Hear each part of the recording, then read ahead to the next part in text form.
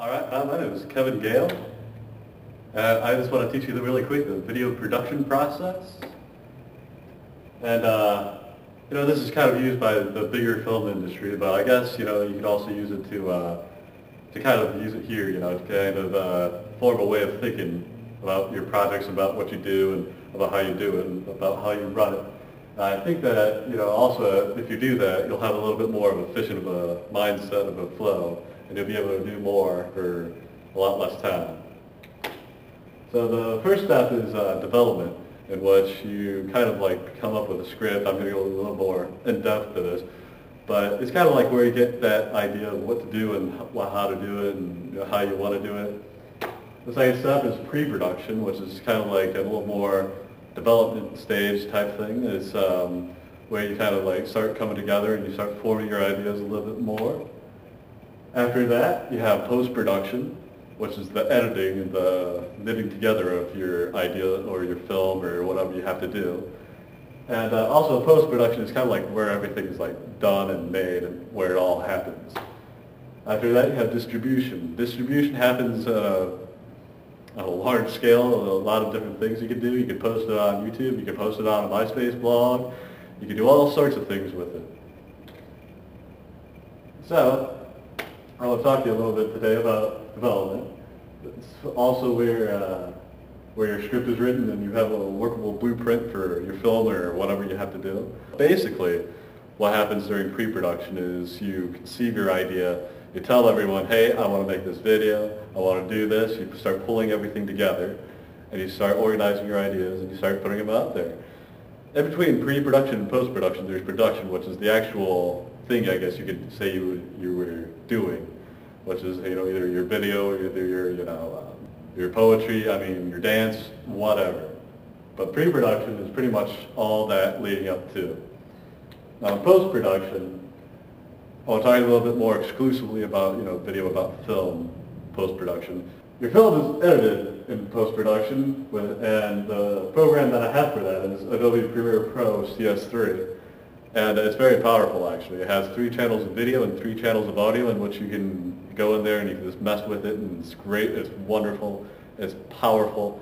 After that, you have your music added. As well as that, we have Adobe Sound Booth Pro CS3, which is powerful, great software for just about any sound application you could want to do. Go on and say, projectplaylist.com, find a song you like, and record it right to your hard drive. You could actually go in and you could visually render the sound. In other words, I could click on the sound waveform, and it allows you to really just edit it any way you want. And after that, the effects are added.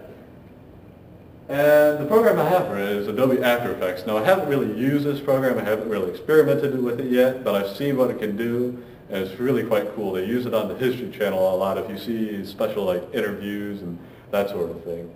They have the video of the speaker like I would be here.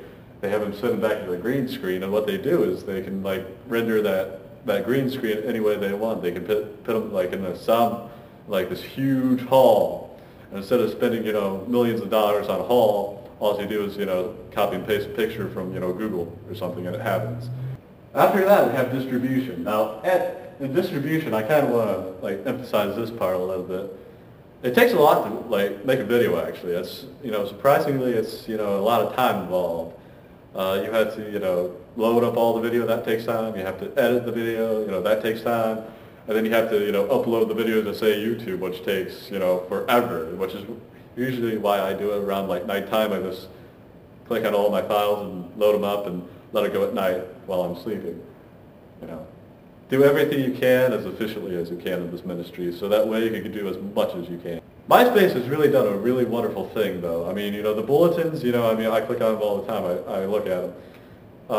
And you could put HTML code, and you could link whatever it is you're doing to, say a MySpace bulletin, and that's what I do a lot of times. I have a link to my blog that I do a lot, and it allows the user to go right from the bulletin right to your blog. If you do something that's, pretty good, I'd love to play it on the screen, actually. As well as that, post it on the web. Now, posting on the web, what I found is that YouTube is really, really handy in this. As a matter of fact, Most of all my video work is going to be on YouTube now because I've learned that you can just copy and paste the code anywhere you want. You can post it on a blog, you can post it on, you know, a general website like bccportage.org. And what it actually does is it doesn't load that video to the website, it loads that code to the website, and the code tells it to go to YouTube, upload that video, and play it. It's really a time saver. It's really handy to have, actually. And also, I just want to give you a few good websites to visit. The first one of which is w3schools.com. When I was learning internet programming in my high school, this is the website that he sent us to, and he said, go, have fun. And I was the extent of my internet programming class in high school. But really, it's very handy. All you got to do is copy and paste it. It has every possible imaginable code that you could ever want. It has code for XML, HTML. It has code for Flash. For anything you could want to do is on w3schools.com, including like basic stuff, like even like putting an image in, putting a link in, putting in a video, putting in anything you want. You can find it on w3schools.com. And really also the handy thing about that is say you're making a website, you can just copy and paste your way right through it. It also has handy stuff about tables, and it's the most complete package of code that I've ever seen in my life. The next one is google.com. Like I mentioned before in my previous videos, yahoo.com has Flickr now, which does not allow you to download. If you try to download an image, it'll also give you as a white square, and it's very frustrating. So go to google.com for all your still images now, and again, just very good for anything. Adobe.com has training videos for all the software that I have here, and it also it tells you all the features. It tells you kind of how to do some stuff. I mean, and it's really handy.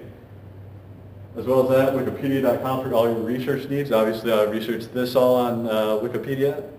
Keep in mind that sometimes it is a little on the biased side. As well as that, Photobucket.com. It's a free image and video hosting website, very popular with all the MySpace users.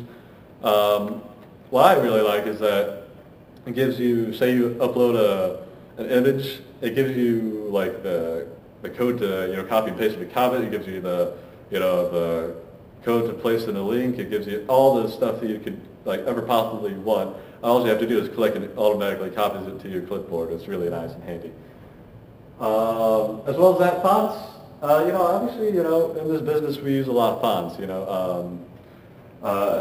So one of the best font sites that I've found so far is dafont.com. That's DAFONT.com. And it has. I mean, I download fonts all the time. I have little parties in my bedroom. Downloading fonts. Nothing's better than good espresso with a font like Sunday afternoon. The other one is fontfreak.com. They have a little more of it, like general fonts, I guess you could say. So pretty much that's the video production process in a nutshell. If you have any questions, you can always stop by. You can always ask. I'd love to teach you guys. I hope you all come to the Creative Arts Camp coming up soon here. And yeah, that's about it. Thank you.